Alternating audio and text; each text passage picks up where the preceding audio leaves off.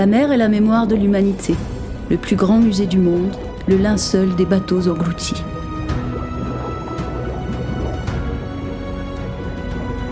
Cependant, chaque navire devenu épave n'a pas la même chance de témoigner de son existence. En effet, le bois d'une épave peut être détruit par de petits organismes marins xylophages. De taille modeste mais combien ravageurs, ces vers marins appelés tarés ont une activité particulièrement destructrice sur les bois immergés. Lorsque l'épave d'un navire repose au fond des eaux, une course de vitesse s'engage entre les xylophages et les courants marins qui déposent un linceul d'alluvions protectrices sur la coque. Si la cargaison du navire est constituée de matériaux imputrescibles et pondéreux, terre cuite, métal, matériaux de construction, l'épave s'enfonce plus rapidement dans les sédiments meubles et est ainsi protégée contre ces redoutables prédateurs. L'épave Port-Vendre 1 était remarquablement conservée, car les amphores qu'elle transportait ont lesté la coque sur le fond et l'ont protégée. Connue depuis 1929, l'épave est finalement explorée en 1963 par les pionniers de l'archéologie sous-marine.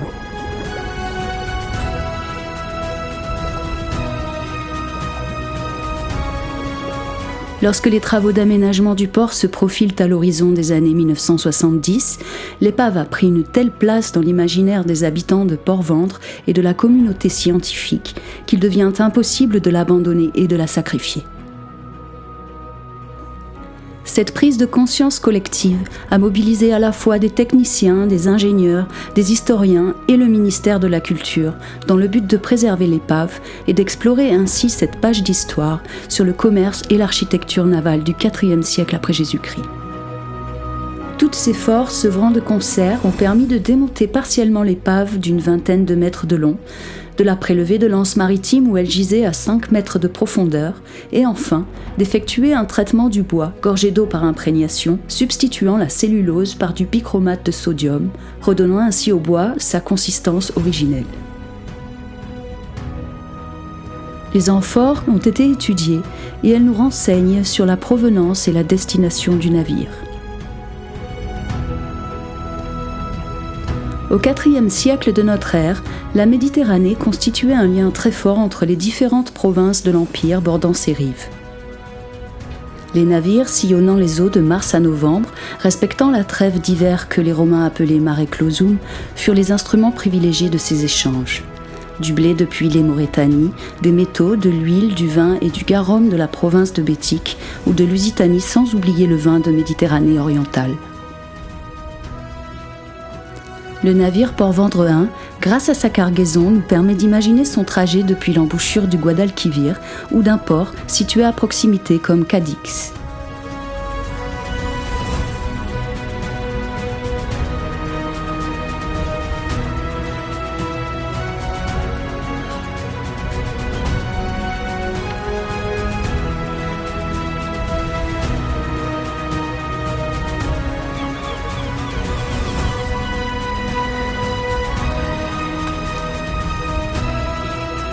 Embarquant une cargaison hétérogène d'huile, de vin et de poissons en saumure pour la cheminer en longeant les côtes hispaniques vers le port de Narbonne, capitale de l'ancienne province de Narbonnaise, mais qui garde toute son importance économique. Au cours de la fouille sous-marine, les archéologues ont noté et dessiné le mode de rangement des amphores dans la cale, où de nombreuses épontilles, reliées par des planches, constituaient des compartiments, calant la cargaison, évitant ainsi les méfaits du roulis et du tangage.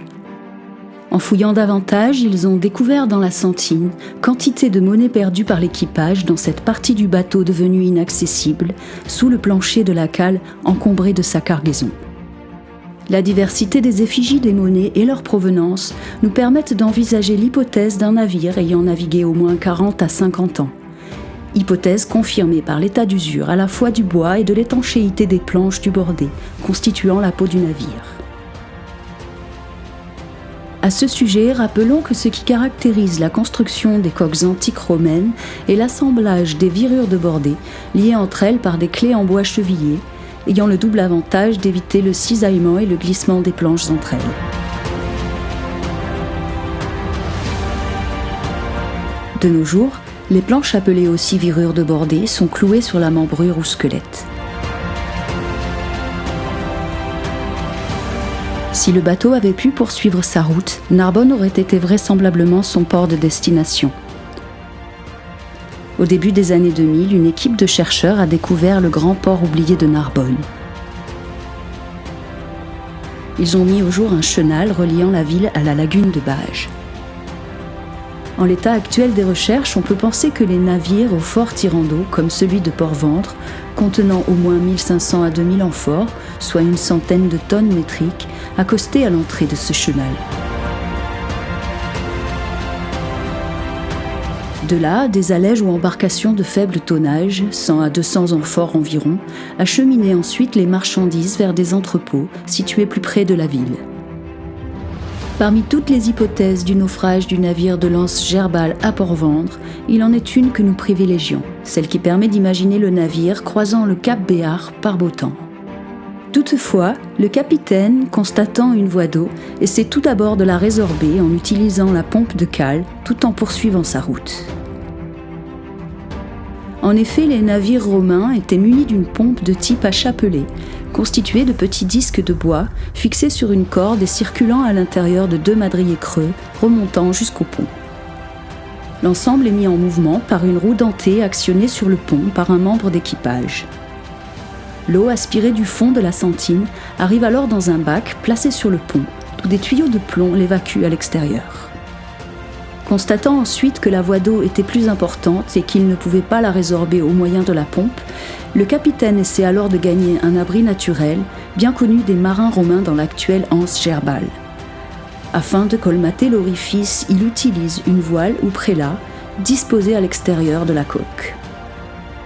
2 petites embarcations glissent alors la voile sous la carène, probablement le souparum, amené et retenu par 2 écoutes alors que le bateau continue d'avancer sur son aire. La voile est appliquée fermement sur la coque au moyen d'écoutes bordées et la zone d'infiltration est ainsi colmatée. Cette hypothèse est étayée par la découverte, lors du prélèvement de la carène, des vestiges de la voile et des cordages disposés en galons sur le fond de vase, sous les 3/4 arrière de la coque.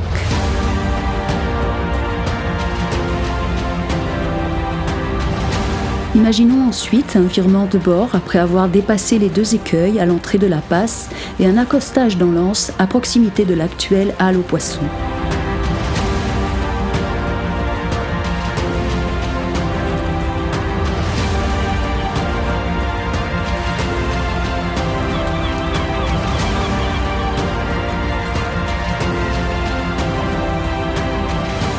Sans doute a-t-il pensé également à alléger la cargaison, puisque seulement 200 amphores ont été retrouvés lors de la fouille.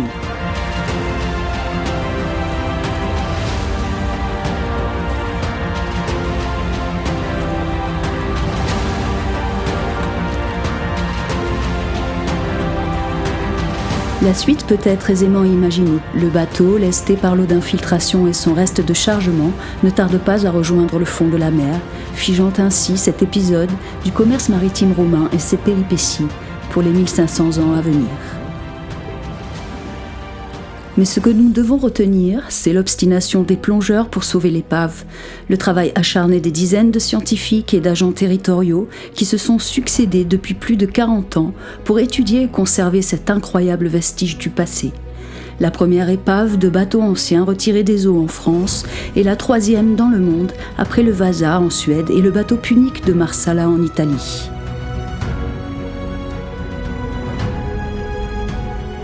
À cet objet exceptionnel du patrimoine maritime, dont les 350 pièces de bois conservées ont été restaurées, il faut ajouter de nombreux vestiges de la cargaison, du mobilier de bord et de l'accastillage.